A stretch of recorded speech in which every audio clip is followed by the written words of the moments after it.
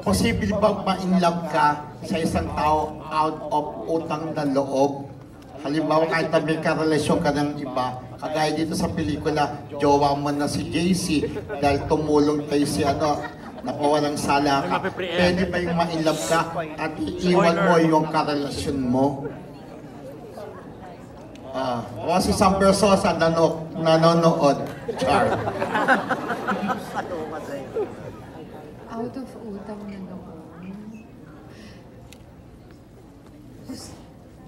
Hindi. Parang if ever, hindi yun yung magiging dahilan. Parang not out of utang na loob. Siguro kailangan may ma-realize ako na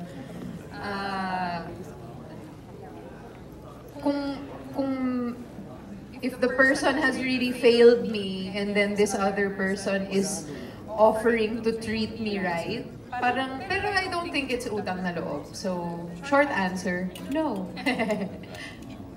Thank you. Thank you. So kahit, isa lang pala nun.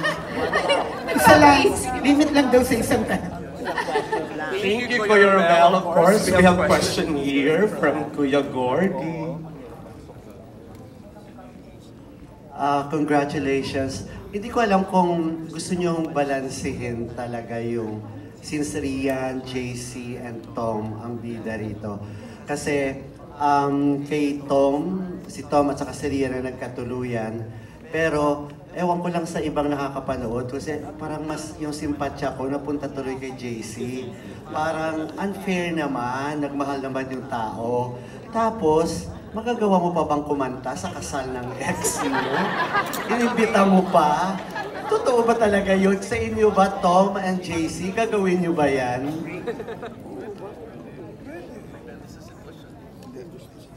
For me, yes.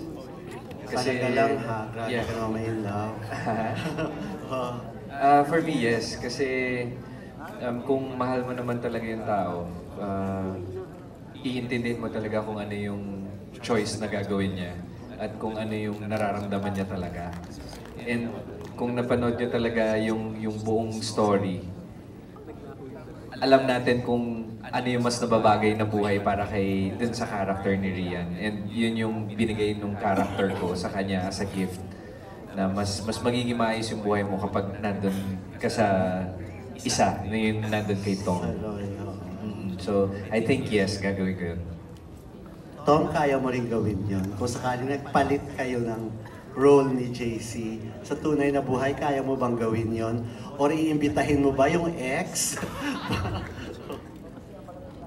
Kasi depende sa sitwasyon talaga eh. Kaya sa sitwasyon nila Lara, Joseph, tsaka Edwin, sincero naman sila sa mga nangyari. Kaya in that way, yeah. Kung kapareho nun, sang-ayon ako. Kahit magkapalit, kahit si Joseph yung nasa sapatos ako ni Joseph.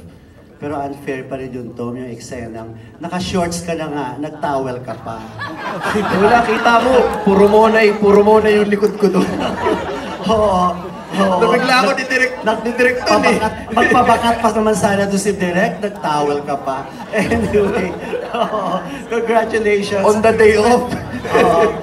Si Ria na lang siguro yung pwedeng sumagot. Nakakatuwa kasi after watching this film, nakita talagang may chemistry pa rin talaga kayo ni JC. After La Lola, kahit nga, di ba, hindi mo mapigilan, may kilig-kiligan, okay din naman kayo ni Tom, pero nandun talaga pa rin yung napatunayang may chemistry talaga kayong dalawa. And hopefully, masundan pa ng isa pang project para sa inyong dalawa. Ano pang masasabi mo doon, Rian? Tara, agree ka rin doon na nandun pa rin talaga yung chemistry ninyong dalawa. Sabi ni JC, thank you daw na pilit ka daw. Hindi, totoo naman. Well, talaga namang, I'm just gonna go back to that time since nabanggit mo. I remember the first time, I don't remember the first time I met you. But I remember when we were working together before and I would watch you work. Actually, hindi pa ako masyadong marunong umarte nun. Hindi ko pa alam masyado kung ano yung ibig sabihin ng acting. But watching JC, he was one of the first people talaga na I look up to, yung parang gusto ko maging ganyan, yung parang magaling siya na artista. He really respects his work and his craft. He takes it seriously, such a professional. So parang for me, yun yung gusto ko ding ma-emulate. And then it means a lot to be able to work with him again after so many years. And I believe we're both different people now, and we've both grown, and we can only get better, hopefully.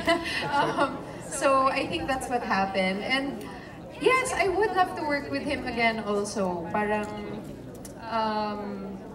until now, I still look up to him and his level of seriousness as an actor. And that's the kind of energy that I love to be around. Pareho naman kayong happy na with your, of course, mga mahal niyo sa buhay, di ba? Pero hindi may iwasan kasi kahit paano naiisip, nagkainlaban ba talaga kayo noon? After Lola? Nagkaroon ba talaga ng feelings noon sa isa't isa? Hindi na namin maalala, sorry. Oo, kinalimutan niyo na. Oo, pero at least naging happy kayo sa isa't isa noon. What matters is now. Oo. Diba, tumango na lang si JC. Do you wanna add? Thank you. Okay, thank you din. Last na lang, kay Nela, congratulations Nela, ang napaka-challenging ng role na binigay sa'yo. Kinabahan ka ba doon nabasa mo yung script? Kasi, di ba, kahit papaano talaga naitawid mo siya. Oo, paano mo yun naitawid, kumbaga? Ayun nga po, given that it was challenging, syempre po, with the help of Direk na rin, of course, and understanding the character of Ella rin. So, yun lang din po yung para sa akin. I just had to understand my character, and of course, I had to have guidance with Direk, with sa people po na, people close to me. Parang I asked, paano ko gagawin to? Paano ko gagawin to? Paano kaya may tatawid to? Ganon. Pero I hope that I portrayed Ella well naman. Thank you.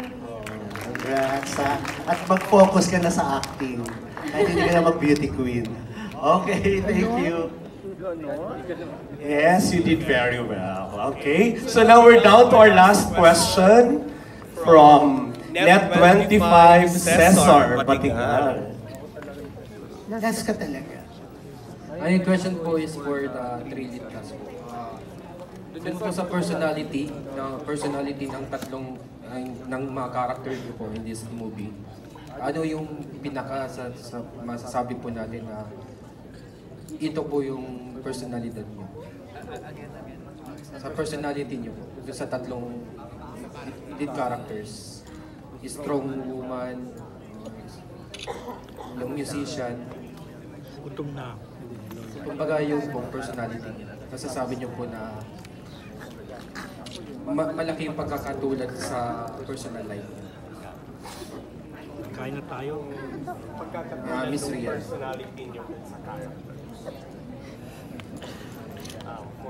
Yung pagkakatulad ng yung personality namin dun sa character. Dito kasi nagbigay ka eh. Nag-on ka, nagbigay ka. Oh yeah, Nag-giveaway ka para lumigaya yung babae na mahal mo.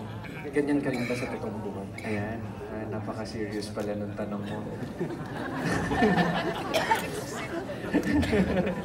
Hindi, sabihin ko na lang.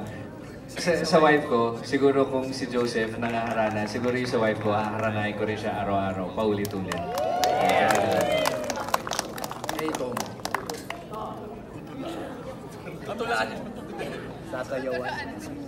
Kay Edwin, hindi naman yung pagkakapareho, pero if there's something that I really admire from him na I would aspire to, or at least I aspire to lagi, is he's very sincere, wala siyang ulterior motive. So sa situation nila ni Lara at ni Joseph, hindi siya yung, oh, ito gagamitin kong paraan para mapasa akin si Lara. Wala siyang gano'n.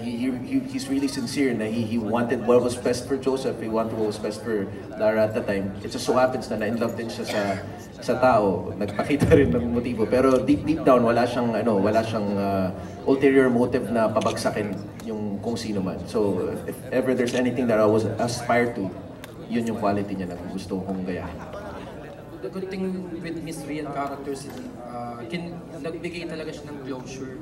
Kumbaga ganun ka rin ba kapag may mga pending or kumbaga open, kailangan mo i-close bago ka talagang pumasok sa mga another relationship or Oo, I believe na you have to, if you're getting feelings for someone else, you have to stop wasting the time of whoever you're wasting time.